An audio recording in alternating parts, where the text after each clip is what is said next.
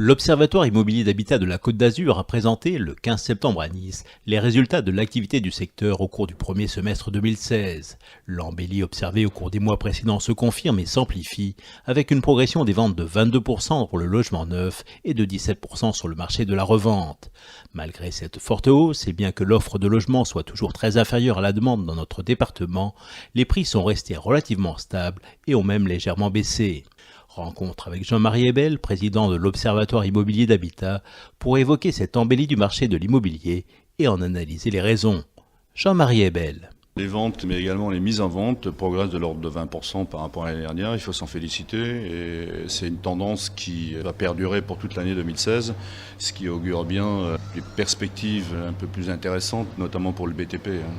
Alors cette fois, il ne s'agit pas d'une progression par rapport à une année qui était catastrophique, mais on observe des résultats qu'on n'avait pas observés pratiquement depuis près de 10 ans. C'est exact, puisque a priori, je pense qu'on va être sur 4000 unités vendues dans le neuf pour 2016, peut-être même un peu plus. Et c'est une tendance qui nous rapproche des besoins réels. Alors, malgré cette progression des ventes, les prix sont demeurés plutôt stables.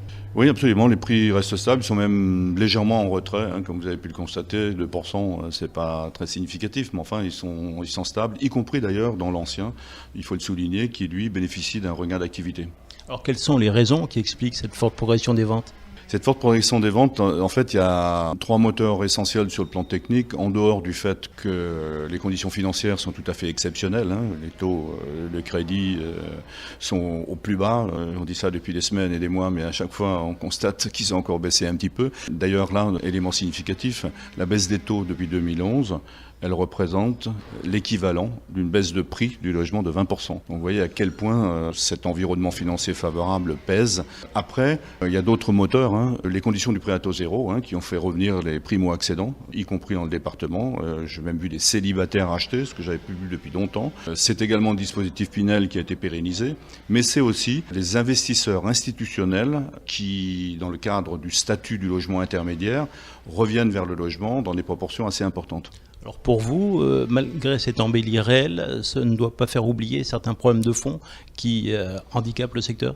Absolument, il faut nuancer la satisfaction pour une raison simple, c'est que les conditions macroéconomiques, qui sont notre environnement aussi, ne sont pas acquises. La croissance, elle est faible, le niveau de l'emploi également, il progresse pas. L'évolution démographique dans ce département est vraiment très très faible, elle est très en dessous de ce qu'on a vu entre les 2 recensements précédents.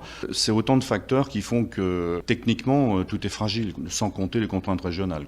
Pourtant, l'investissement dans l'immobilier reste vraiment un très bon investissement. Voilà, c'est ce qui me donne confiance dans l'avenir parce que si on se passe sur le plan des marchés financiers, ils sont extrêmement volatiles et effectivement l'investissement dans l'immobilier surperforme en rendement par rapport à tous les autres investissements. Je veux dire, on est sur les bases de 4, 4,5. Plus personne vous sert 4, 4,5, même pas les compagnies d'assurance dans le cadre de leur contrat, vous le savez bien.